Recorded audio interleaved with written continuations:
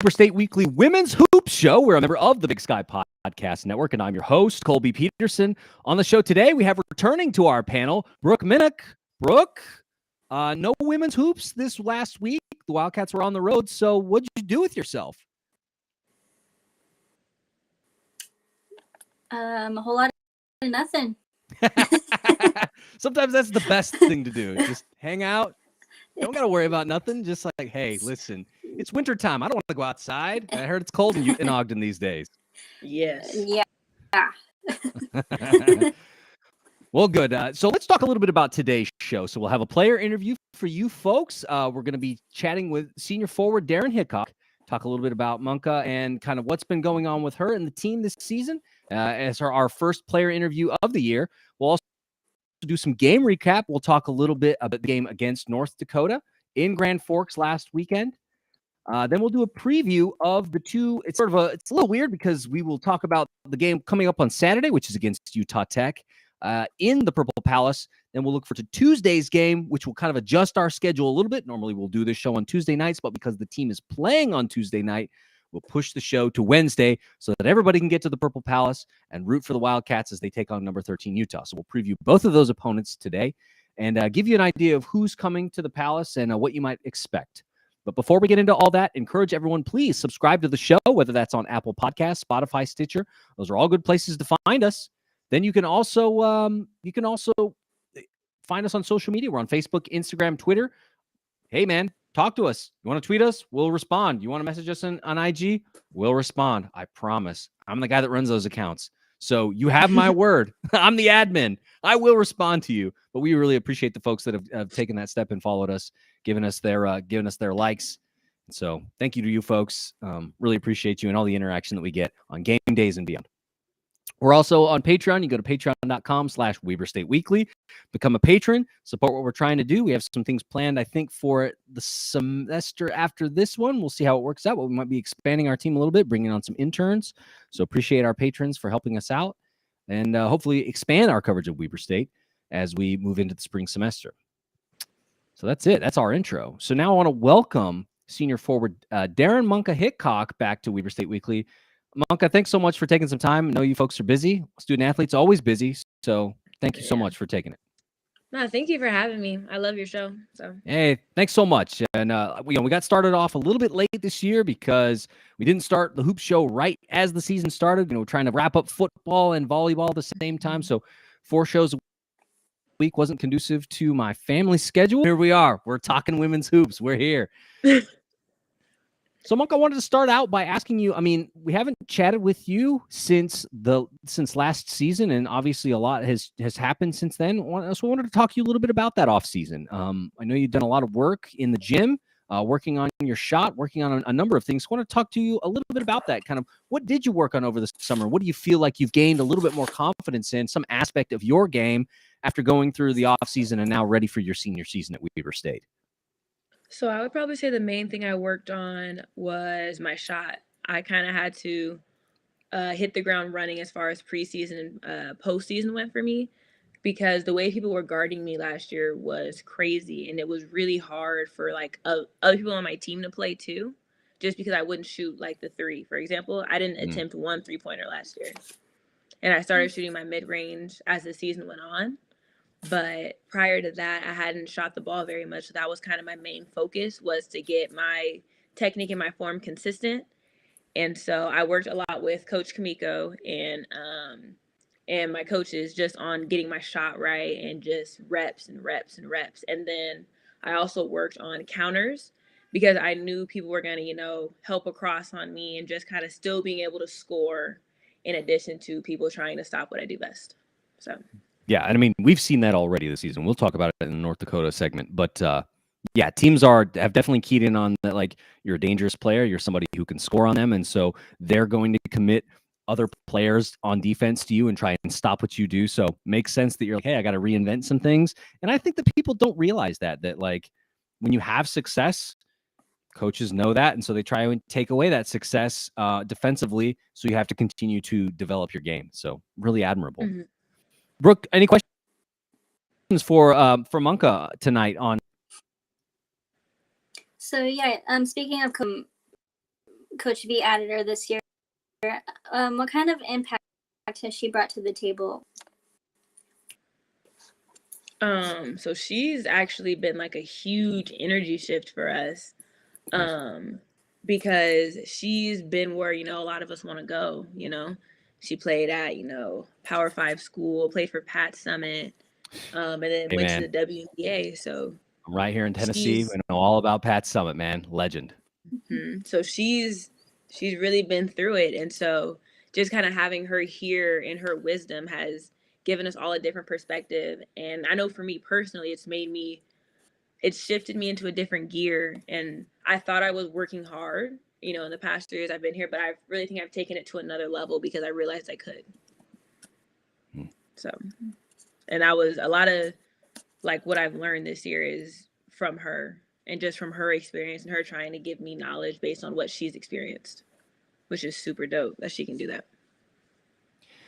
Yeah, when they announced that hire, I got to say I was really excited because, like you said, Monka, like she had done it. She had played for a national championship winning caliber program for Pat Summit at the University of Tennessee, which, folks, if you don't know, so obviously the men's team in Knoxville has been good in recent years, but if you go to the University of Tennessee at Knoxville, that court is named after Pat Summit. It's called the Summit, and they got the Natties. So, like when I saw that Coach Williams had played for Pat Summit, it's like, man, that's great. And then, like you said, Monka, beyond that, she had played in the W. Like she knew exactly what it takes to play at the next level. And so it was like, wow, what a get for Coach V and her coaching staff to bring in somebody like Coach Williams to come in and coach these young women up. What a get. So really excited to have her on the bench. Yes. Monka, I wanted to ask you a little bit about the team because there's a lot of continuity now. The Wildcats returned 12 players this year, which was like one of the highest. I mean, 13 is the highest in the country, but 12, there are a number of teams. I think the Wildcats are in the top 5 in the country in players returning to the roster this year. So I feel like that's provided a lot of continuity, giving you all the opportunity to just continue where you left off, winning in the first round of the conference tournament last year before ultimately falling to a tough Montana State team who ended up winning the conference championship. I wanted to talk a little bit about that continuity, about returning 12. And I mean, how big has that been for you guys? Do you feel like there's been like a head start where you can just get straight back to business and where you left off because it's not learning each other's game as much this year? Like, talk to us about how that's been, because obviously players from last year are getting a little bit more playing time this year, maybe players that rode the bench. But overall, it feels like everybody knows each other well so far, and that you guys have gotten a little bit of a head start on where you might have been last year at this point. So I would definitely say the chemistry and the continuity of the team is lovely, and it's so much fun to be on a team like that because we all know each other, we all love each other, and that's just relationships that we've built, over the past year. One thing that is a little different though is, like you said, a lot of them did not get as much playing time last year as they do this year because we had Corey and Aloma. And so just kind of learning to play with other people has definitely been an adjustment, just because, watching someone do reps and stuff in practice is very different than having to be on the court with them. And so kind of just learning to play off of each other was definitely an adjustment, but we're working our way in the right direction. Absolutely. I would definitely say that. And so that was probably the only challenge we've really had, because other than that, having 12 returners is amazing because there's a lot less you have to learn as far as like I'm sorry, as far as like the basketball aspects of things go. And so yeah. Gracious. Yeah, I mean, it is a good point, like, because like you said, Corey and Aloma, the seniors, they're the ones kind of, they're taking up those minutes in the backcourt and doing a really good job. I mean, Loma she had such a game in the tournament, man. Like, didn't she go off? Wasn't that great to see her like just absolutely go off? Amazing. I've never seen her play like that. It was so cool to see. Yeah, it was like easily her best game, right? And Corey, so big. I think even in the next game, I think it was the Montana State game, that first half, like she had some huge shots. But now with them leaving, there are opportunities for some of the underclass women to get the start or get more minutes, and so you love to see that. Yes, absolutely. And it's also cool to see them try and rise to the occasion, because those are big shoes to fill. Corey and Aloma probably played a minimum of at least 32 minutes a game, you know? Yeah, it's a So lot. those are big shoes that people have to step up and fill, and it's cool to see people step up. Yeah. Brooke, another question for Daryn Hickok here tonight. You were named to the all-conference preseason team this year. Talk about a little bit about what that. It was, it was really cool because, of course, I've never had an award like that, especially while being in college. But for me, it was kind of just like a first step, because I got that award based off of who I was last year and the type of player I was last year. I think I am way different this year than I am last year. I shoot the ball, I have a different energy to me. And, it's great that I got that award, but I'm more excited for people to see who I am now. That's awesome. Yeah, and so Daryn, Monka, going with that, I mean, obviously, like you said, you got that base that's preseason, no games played. Everybody just said, who's the best players returning to the conference this year? You were one of those 6 players. But like you said, that's based on the body of work that you had produced up to that point last season. Now, a different game, different things that you worked on. I mean, what does it mean for the coaching staff? Because obviously for you as an individual, it's a nice award. For the coaching staff, I feel like it's also a nice award because it just kind of shows that they've continued to help and work with you advance in your career at Weber State. Does it mean anything to the coaches, those preseason awards, or is it really like, whatever? It's like, we're looking forward to playing some games because, like I said, it's all just based on last year. I know Coach V was really excited for me. Oh, good. And she told me to take in the moment and to really appreciate it. And then I know Coach Kamiko, she said that, it's cool to get that award, but I want to make sure I get it in the postseason as well. So there you go. That was kind of her point of view. Yeah, championship mentality right there, right? Like, it's nice to get it now. Yeah. But get it later when all is said and done. Yes. Brooke, you have another question from Monka?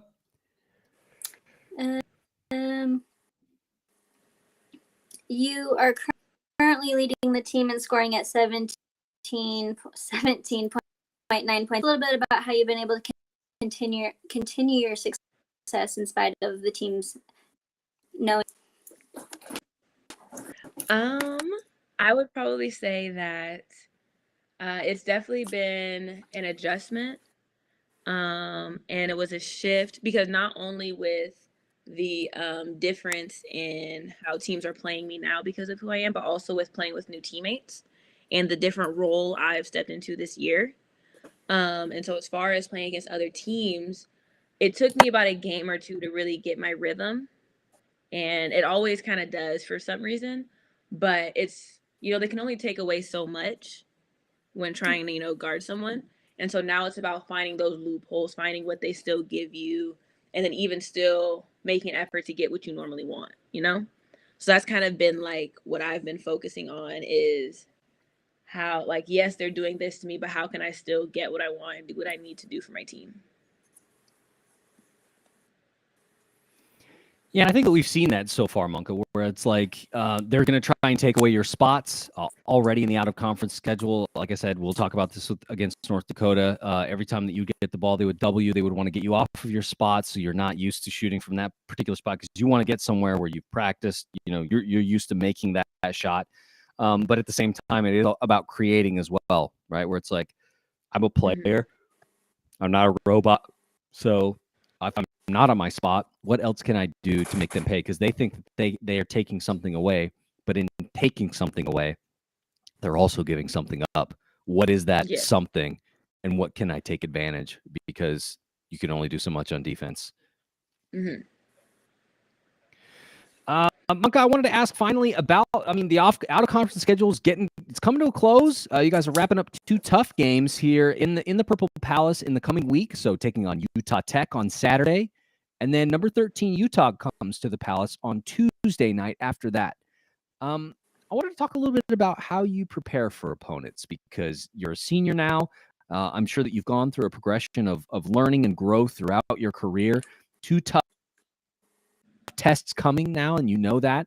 So how has your preparation changed over your career, and kind of where have you arrived now, where you're like, these are some of the things that I do now that maybe I didn't do before, and this is how I prepare mentally for a tough challenge that I know is coming my way? I watch a lot of film. And so kind of within that film, I see how, like, what are their strengths? And this is one thing that Coach Turner talks about a lot, one of our coaches. He says, what are their strengths and how can we neutralize it? Mm. How can we keep them from doing what it is that they want to do? And in contrast to that, what are their weaknesses and how can we exploit it?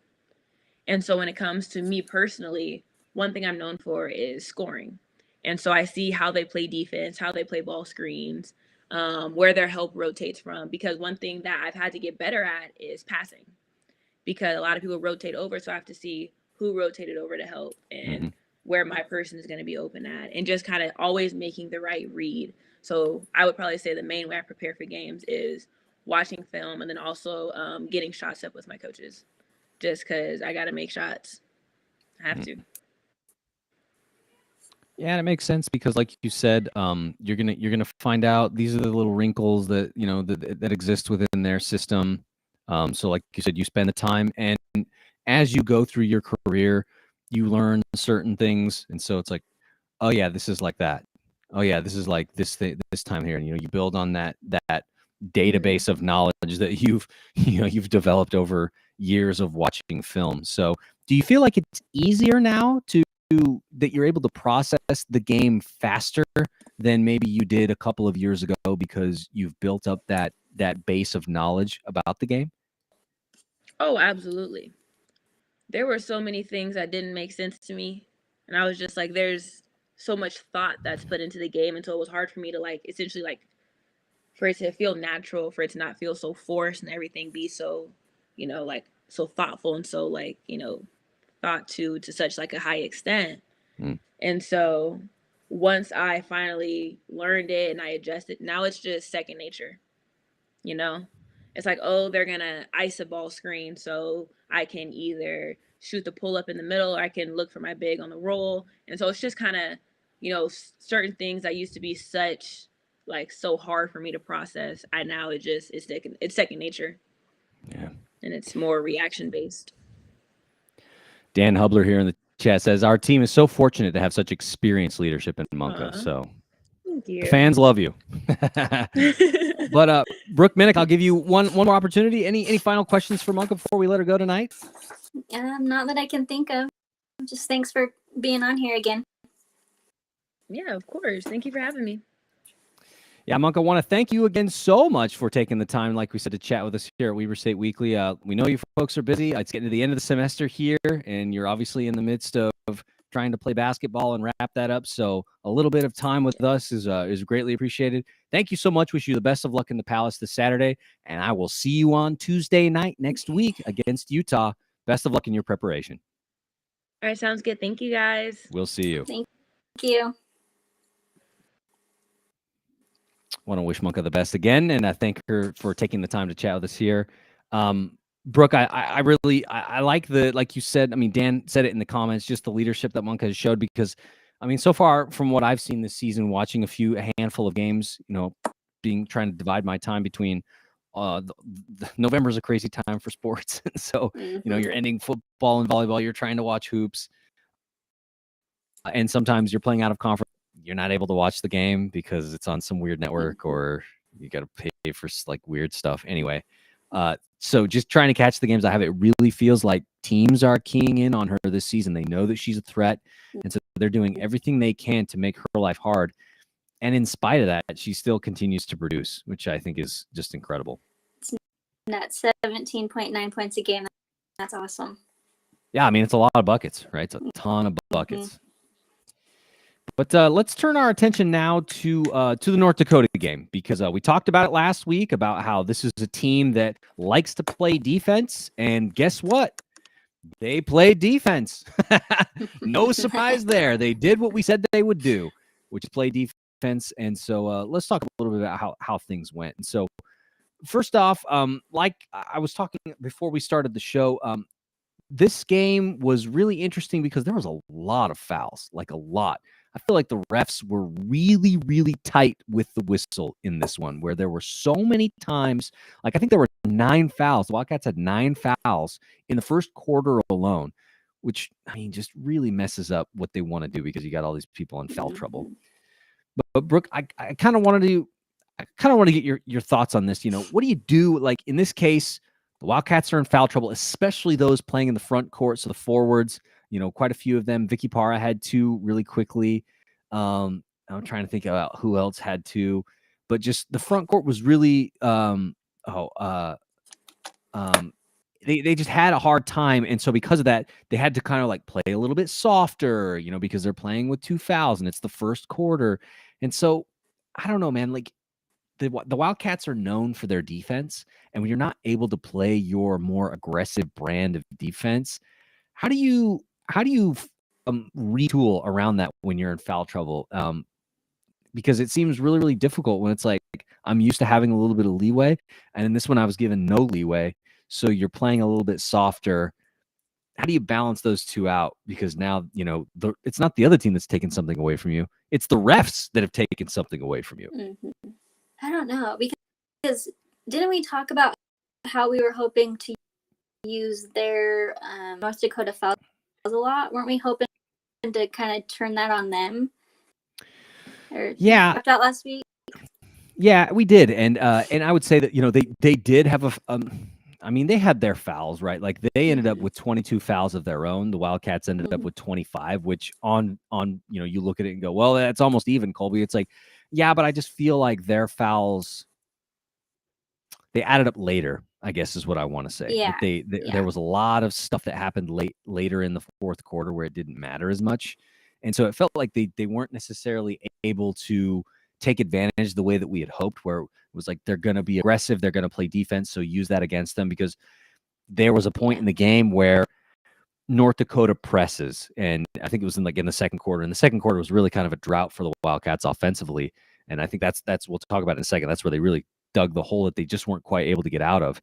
But they go press, and there were certain plays where the whole point of them going press is to cause turnovers, knowing that the Wildcats, they're a team that turns the ball over, and so they're trying to cause more of that. And I just felt like they were getting away with so much contact in the backcourt that was not allowed on the other side of the ball. The Wildcats were getting these fouls, just really soft stuff that I'm like, really?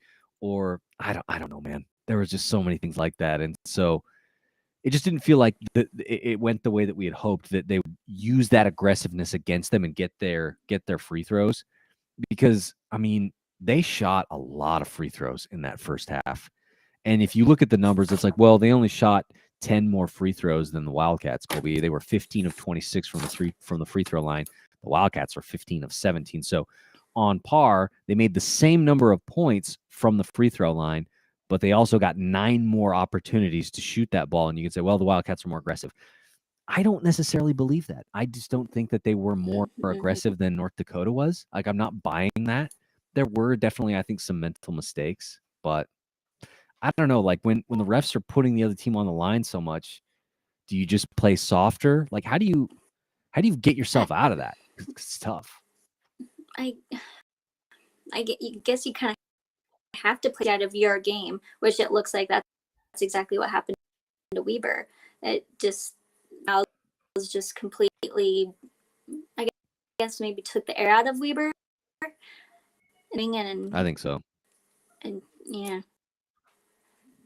Yeah, I think so too. That like those fouls, especially so many in the first quarter, really had an impact on the way the rest of the game got played. And so, like I said, late in that first quarter and into the second quarter, there was this long scoring drought that went on for like 5.5, maybe 6 minutes, I think. And it was just tough because, they ended the first quarter with just 6 points. And so that's difficult, right? You've only scored 6 points in the first quarter. North Dakota has put up 17. I swear 10 of those points came from the free throw line. Like, I swear. So it's like, okay, you get gifted 10, but then the Wildcats only put up 13 in the second quarter while North Dakota continues their run. They put up 21. The middle of this game was really where the Wildcats dug that hole, and they just were never able to get back out of it. So What do you It think seems like could give them? that. Go ahead. I was just gonna say, it just seems like we keep getting we either come out of it later or we don't, and it just kind of sets the game. If I wish they could get away from these cold spells. I don't know how to do that, but to make or break these games is that little chunk of time, no matter where it is, if it's first half or somewhere, it completely changes the game for better or worse, I guess. Yeah. So during football season this year, we talked about how the Wildcats would come out hot. They would score a couple of touchdowns in the first quarter, and then they would kind of go cold in the second and third, and then they would come alive again in the fourth. Feels like maybe the Wildcats have maybe the women's hoops team maybe a little bit similar, where they in this case they had a little bit of a slow start in the first and second quarters, but the second half is where it really felt like they really kind of picked things up and they figured it out, but they just weren't able to put up enough points. They were still outscored in every quarter but the fourth. They only outscored them by 1 point. So you're losing points every single quarter, just digging a hole. And I think that was the difference in the game, was that North Dakota was able to keep up with the Wildcats scoring in the third quarter to keep themselves in the game. Because if they hadn't, once again, if they didn't have to play them so soft on defense or whatever, or I will say that North Dakota was fairly energetic on the offensive side of the ball. Like they moved a lot. They did a pretty decent job with offensive rebounds. So the Wildcats, they did a good job themselves. They had 14 rebounds in this game, which is a really nice number, 41 total for them. On the other side, though, North Dakota had 12 of their own. And so that's a lot of second chance opportunities to continue. And I just think that if the Wildcats had been able to take a few more of those away and not give them the chance to get another opportunity to score, that scoring slows down a bit in the third, and they chip away at that lead that had been built up at the half, so that when you go into the fourth quarter, maybe you're within 12, maybe you're within 10. You know what I mean? And so, but the third, it just didn't work out that way, and the Wildcats got outscored again, 22-18. So it's closer. That was, the closest quarter to that point, but you're still losing 4 points. And so at that point, it was just a deep, deep hole. Next question I want to ask you, Brooke, was, we talked a little bit about the press and about how they committed so many players forward, and they got away with some contact there. But tell me what you think about this, because it's like, if they're going to commit that many players forward, they're committing 2-3 players, only 5 on the court, and you've got maybe 2-3 players in the backcourt yourself. How do you make them pay for committing that many forward? Because it feels like you want to throw the ball down the court, but obviously then they can intercept the ball. Then it becomes another turnover. So how do you balance that? You know what I mean? Where it's like they want to press early in the clock and make that commitment. How do you make pay for it? Well, North Dakota definitely did their homework on that, because in a lot of the games I've watched, they haven't had too many turnovers on the full court press, but they get close to the 10 seconds. I think Weber has plays for it. They just got to find an open person, and they, after they finally get the ball in, they struggle to find that next open person. Their head up and find that person, whether it's don't want to go cross court, but I think it starts with how low they throw the ball in. They just kind of look up, and I've also noticed that they won't get across half. They don't always do that. I know you don't want your bigger players. Sometimes the bigger player needs to take it across. No, I mean, you see that in the NBA, right? Where it's like, if they want to commit a guy, what will happen is, big guy will inbound the ball to a guard, and then they'll just sort of run slowly and like just kind of be in the way. It's like, it's not a screen, but they're just kind of like, I'm just running here, and I'm just happen to be running at the same pace as this guy, making his life kind of hard. You know, that happens a lot. And I don't know if you're just not allowed to do that in college or whatever, but you see it a lot in the NBA. But one thing I noticed is that when they wanted to get the press, they would immediately commit 2 and they would double whoever had the ball. And so I wondered if it was like, I wonder if it's maybe something that you work on the handle where it's like you're going to take the contact, because that's another way I thought that you could make them pay, was that like, okay, they want to get you in trouble. And so if you try and dribble through it and get them to like trip you up or something like that, because it's one thing to get slapped on the wrist and maybe that doesn't get called, you know, but they do get the steal. But if they trip you as you try and dribble through some of those things, I mean, I feel like you're more likely to get a foul. And then you sort of talk about what we just talked about, or you get what we just talked about, where it's like you're making their aggressiveness work against them, where it's like you're going to commit this many people forward, get in foul trouble, or we're going to burn you by quick passes up the court to then, you know, you only have 2 and we have 3. So if they share the ball properly and get some backdoor cuts, like you can make them pay. And then eventually they stop doing the press because they keep getting burned by it, you know? Yeah. A couple of ways that I was thinking about that you could deal with it, but Colby Peterson is a non-basketball coach, so he doesn't know. He doesn't know. Yeah. That's good. Yeah. Like we mentioned with from the stands. Yeah, right. It's like, hey, as a guy sitting in the stands, like they should do this. Like, oh yeah, armchair quarterback. But anyway, That's exactly. Yeah. So also, like we said again against Monka, they doubled her nearly every time, and so it feels like in that if they're going to double her, somebody else is open on the floor. And so, how do you think that she ups her game to? Obviously, she said she worked on her shooting, and you know has become more of a threat further away from the basket. But how do you think she continues to like grow her game as a facilitator, where now teams are going to double her? Because I think we're seeing this with Dylan Jones a lot, where on the men's team, teams know that DJ's good, that he can score, that he can rebound, that he steals the ball, and he also is a really good assister. And so I wondered if, you know, Monka can take a page from DJ's book and say, okay, they're going to commit 2 and try and trap me. If I can get some off-ball movement and find an out to make them pay for that, she can rack up the assists. And eventually, like I said, they will have to move away from that, because if somebody else keeps burning them because they keep committing 2, eventually they're gonna go back to, you know, 1-on-1, and that's exactly what Monka wants, right? Exactly. Yep.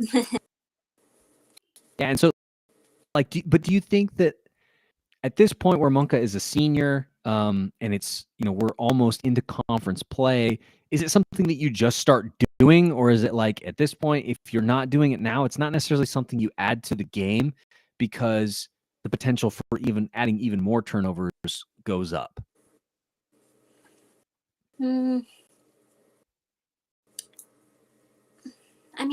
if she keeps getting 17.9 per game, I mean, take the gamble. Maybe taking it. Yeah. If they, run the right plays and somebody gets open, maybe more in her sight line, I guess. Maybe, hopefully, she'll see right now. Take it. Yeah, Keep it and go drive in, or I guess it just depends on if her teammates are helping her out and getting open so she can see them. Yeah, I mean, don't totally take fair. Like that. Don't go. Don't completely change your assist. But if they help her out, yeah. Yeah, and I think that that's the way, right? Because if there's that off-ball movement, if there's a little bit of help to mitigate some of that doubling, oh man, like it could just really open things up. Because it really feels like teams are committed to the paint against the Wildcats because they haven't shot the ball well from 3. Like in this game, they shot 25% from 3. They were 5 of 20. They were 0 for 4 in the first quarter. Then things picked up, but that fourth quarter, they ended up, resorting to a lot of threes that just didn't go down, and they were 1 for 7, so 14% in that quarter. So 5 of 20 overall, rough shooting night. And so I just wonder, like we talked about it last week, or if that shooting could improve, it would provide little bit more space because they have to. But until that happens, they're just going to hunker down. I noticed there was a lot of 3-2 zone in the key by North Dakota, daring somebody to try and move inside. And it really made things tough. Really did. So final thoughts on North Dakota before we move on to previews? No. Nope. Fair enough. Wildcats, like we said, end up falling on the road 76-54 to the Fighting Hawks.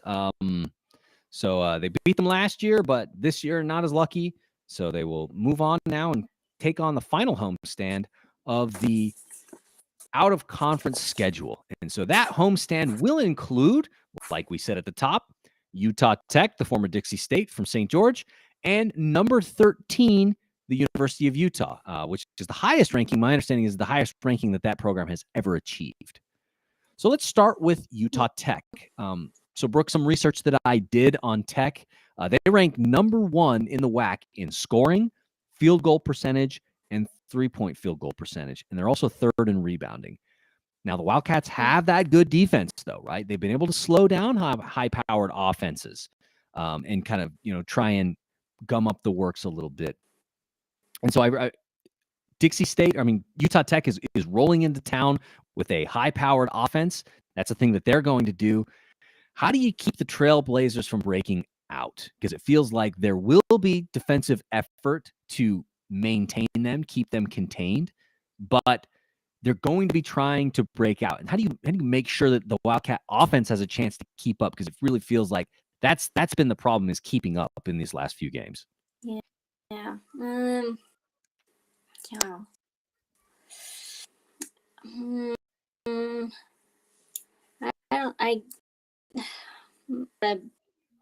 Make the easy shots. There's been too many times that Weber has layups and multiple layups in a row, 3, 4 put back up, missing layups. Yeah, just not going in. I don't know.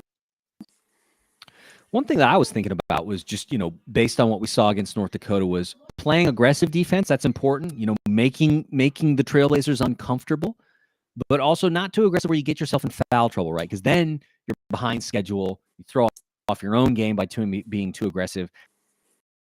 And so I think it's learning from the way that the Dakota game went, learning from some of those mistakes, and taking those learnings into Saturday's game against Utah Tech, where now you have a team that relies on their offense. They want to put points up. Be aggressive, but be smart. Set your feet, those kinds of things if they're going to, play you in the paint, or just, try and keep active. Just being more cognizant, I think, of fouling, but still doing your best to, use your body to make them uncomfortable and not let them get to the spots that they want to shoot. I think that could probably go a long way in disrupting what they like to do, which is they're obviously, a talented shooting team. But then defensively, UTEP guards from the 2 and 3 well, but they don't crash the boards. And that was interesting to me, was that for a team that likes to run this high-powered offense and just really kind of put points on the board, they don't crash the boards as much as I had anticipated. I think it was like they were like 10th in the WAC.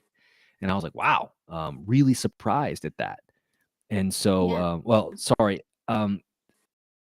I should say defensive rebounding. I have to go back previously that they were 3rd in rebounding overall, but they don't necessarily crash the boards the way that I would have thought them to. And so we haven't seen Emma Torbert in a little bit because of injury, which is, I think, a huge loss for this Wildcats team, just because her ability to rebound has been good, plus her scoring ability. And so we've seen opportunity for players to get more minutes and grow. How critical do you see it as for this one to box out and take away those extra opportunities from Tech? Because they do rebound, but it's not necessarily like the most key part. It seems like they just shoot really high percentages as well. How do you make sure to take away as many of those as you can, and also offensively have a performance like you did against the Fighting Hawks, where you had 12 offensive rebounds and punish them for that? How do you see that playing out? There's just going to have to really get in there and fight for the rebounds. I guess, does you make every shot? Is that why? I mean, they make a lot of shots, right? They make a lot of shots. Or, for the Wildcats, Yeah. it's like, hey, knock down more shots. You don't need a rebound. It's great. Yeah. You know, I don't know. I guess really they get a hand in their fault, get as many rebounds. God,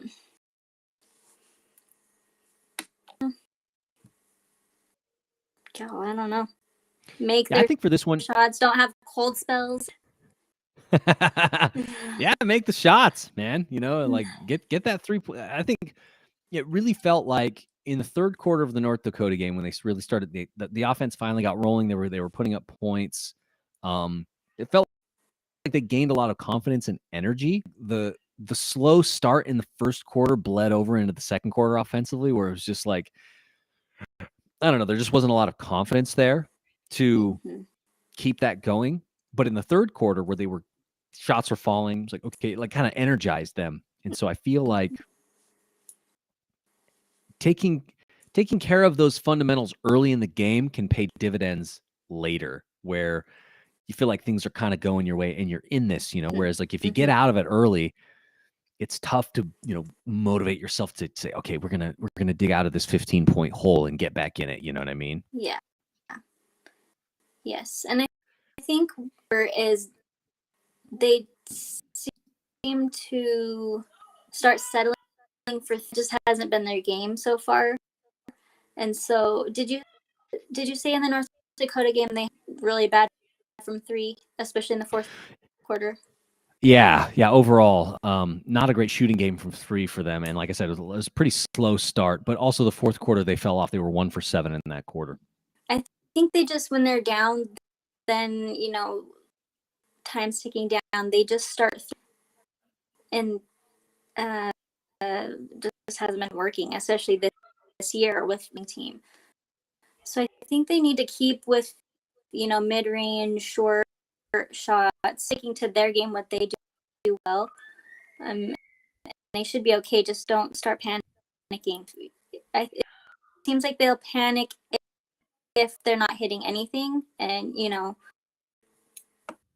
I don't remember where I was going with that. No, because I agree with you, right? That maybe like the fourth quarter, if you're down, is the exact time to stick with the game plan, which is playing Wildcat basketball, which is inside, close to the basket, get the foul, stops the clock.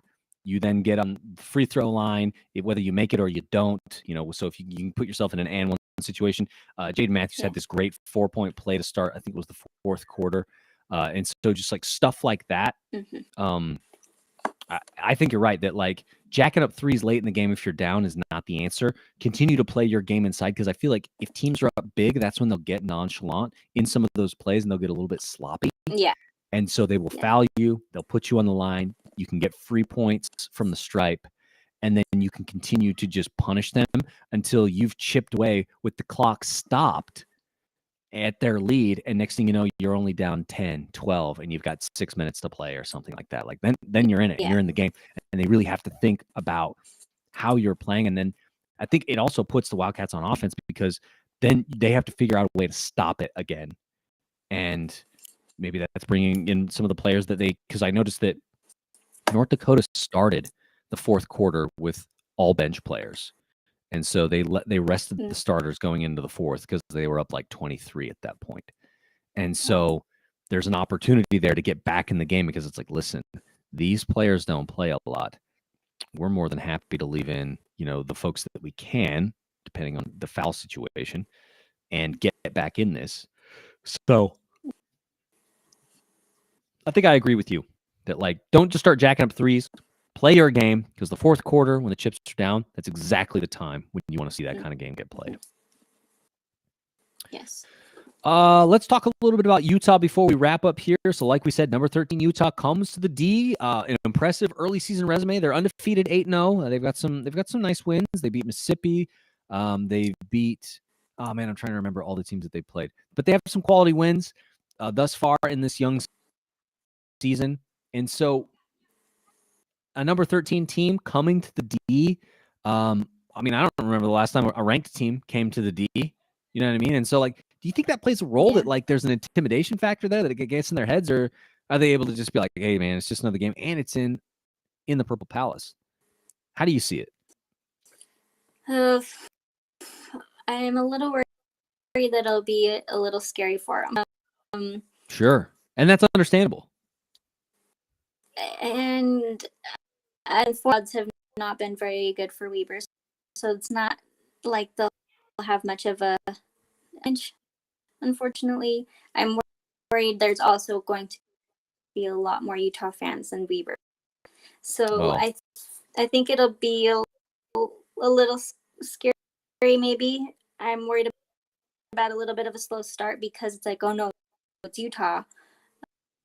Sure. They'll surprise me and they'll come out like maybe it'll be actually. I'm hoping it'll be motivation for. Yeah, play up. Hopefully, it'll be motivating for them, and they'll come out hot. Yeah, because this is one thing that I noticed about early season rankings is sometimes they're not super firm because a team performs in such a way. And, you know, because, like, think about this. If Utah were not in the Pac-12, say they were in the West Coast Conference and they were 8-0, would anybody care? Like, look at Utah State right now. Utah State is in the Mountain West Conference. They are 8-0. Are they ranked? No, they're not. So I think part of it is the conference that they play in, because, you know, they have beat some tough teams. I think they beat Alabama as well, so they beat some SEC opponents, and that helps them. But put them in a mid-major, I don't know. But I like what you're saying, where it's like play up, use that as motivation. They're coming to your building, and also, you know, for us as Wildcat fans, and you're right, like they're probably getting a lot of Utes fans in the building. I don't like that. It's a Tuesday night. I mean, I'm going to be there. Brooke's going to be there. Come hang out with us, man. Like, let's get loud. You know, you just pay. It's a flat rate. You can sit anywhere you want in the Purple Palace once you pay for your ticket, man. So you want to come sit with us? Hey, man, it doesn't matter where we're sitting. You can come hang out with us. So come on down. But I agree with you. Could be a motivating factor.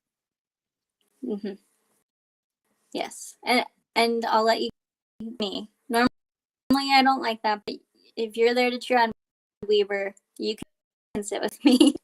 Yeah, you can sit by Brooke. She's very selective, folks, about who gets to sit near her. So she's got her spot. And so if you see us, you want to come hang out, come say what's up, because we'll be in there. We'll be getting loud, and we'll be close to the court. You can bet we'll be close to the court, so the refs know who's there, and we'll be jeering, we'll be jawing with some Utah players. Yes. So the thing with Utah is that, like Utah Tech, they got a high-powered offense too. They average 52.9% from 2 and 35% from 3, which 35% is a good number. I mean, but 52% from 2, that's just, oh man, that's just blistering. And so I was like, how does this work? And I noticed that the secret for them is that they share the ball really, really well. Now get this. They average, this is average per game. Assists, 21 assists per game. Wow. Yeah, that's an insane number, right?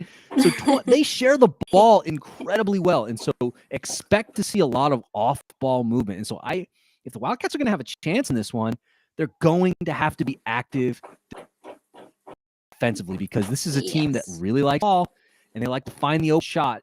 And when they do, they hit them. So if you're the Wildcats, knowing that they're a team that likes to pass the ball a lot, how do you find yourself in some of those passing lanes to create turnovers? What would be a better defense for that, zone or man? I don't even. It's tough, right? Because if you want to go zone, usually you're trying to take away the paint from a team, right? It's like, okay, if I want, like I said with North Dakota, they were in a 3-2 set for a good chunk of the game, and because of that, they were daring the Wildcats to move into the paint, and when they did, they would always bring help because of the way that it was set up. In this case, it's tough because they shoot 35% from three. So it's a kind of pick your poison situation where it's like you dare them to shoot, and if they get hot, then you're in trouble. But if they're missing, then it works, right? So I don't know, man.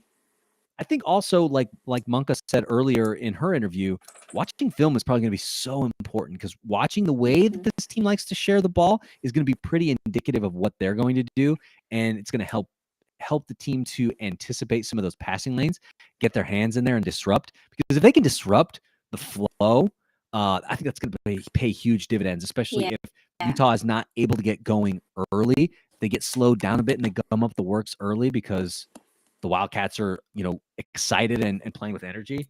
I think that could be a factor. Yeah. Yeah, I guess even if you're not actually stealing the ball, just getting a hand on it and disrupting their play, hand in their face. Hope they're missing. Yeah. I mean, like you said, deflections, they play a role because they're trying to run a set. Deflection goes out of bounds. Okay, you do enough of that, it's just like it just gets annoying, right? It doesn't let them ever get into a rhythm. Yep. So last note on Utah, their offense is led by junior forward Alyssa Peely. She's averaging 20.9 a game. Now we talked about how Monka, she's leading the Wildcats right now with 17.9, I believe was our number. Let me double check that number. Yes, it is 17.9 a game. So, Alyssa Peely, 20.9 a game. The Weber State front court, like we talked about, has been in foul trouble the past few games. And so with an offensive engine like Alyssa Peely in the front court for the Utes, how do they make sure that doesn't happen again against Utah? Because if they find themselves in foul trouble early, I think it's going to be a long day. It's going to be really, really tough to deal with her because we know that she's such a presence. And if everybody's in foul trouble, it's like, who's going to guard her? You know what I mean? It just becomes really difficult. So how do you manage that? Not fouling too much, but also trying to slow her down because she is going to be a target.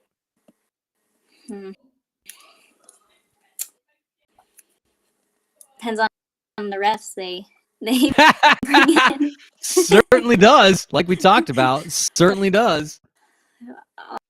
I'll let you know when we see the refs if I think it's going to be a good game. Fortunately, no, I recognize a few of them. You're like, oh no.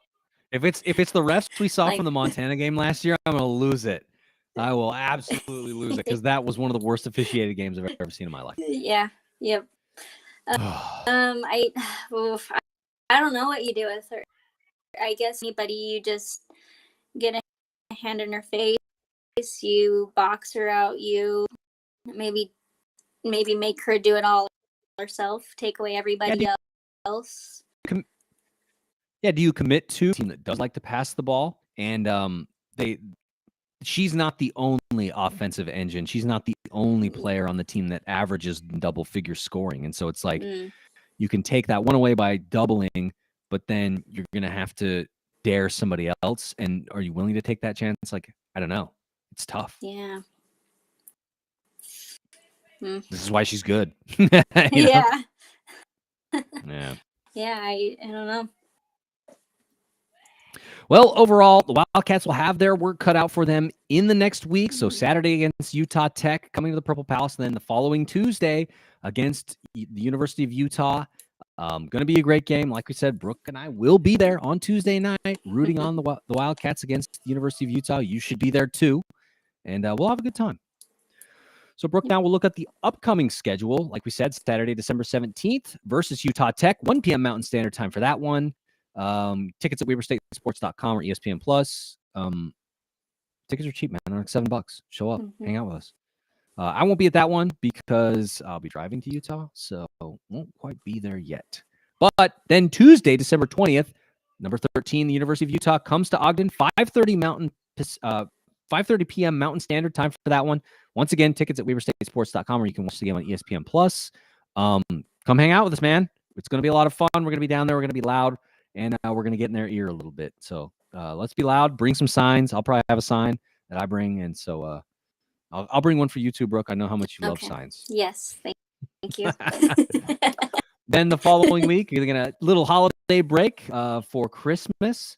And then Thursday, December 29th, conference play gets started. The Wildcats hit the road to Greeley. They take on Northern Colorado there, 6 p.m. Mountain Standard Time. You can get that one on ESPN+. And Saturday, December 31st, New Year's Eve, at Northern Arizona, taking the trip up to Flagstaff Standard Time, ESPN+ for that one. And the following week, they get a week off. Next game, January 7th, taking the trip to Pocatello to take on Idaho State. 2 p.m. Mountain Standard Time there for that Saturday game. Would encourage everybody to take the trip up to Pocatello, get loud, and boo the Stripes, because we don't like the Stripes. In case you didn't know, if you've never listened to Weber State Weekly, we don't like the Stripes. So get up there, get your tickets at isu.edu/tickets. You can watch the game on ESPN+ if you're being lazy.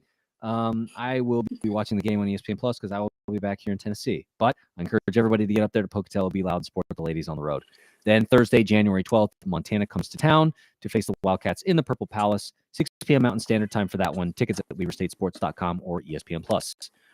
Brooke, we'll wrap up the show. Email us, WeberStateWeekly@gmail.com, Facebook, Instagram, Twitter, Patreon, and the blog. Want to thank you so much, Brooke Minnick, for taking some time to chat some women's hoops. Looking forward to the show next week. Looking forward to hanging out with you at the Purple Palace and anybody else who shows up.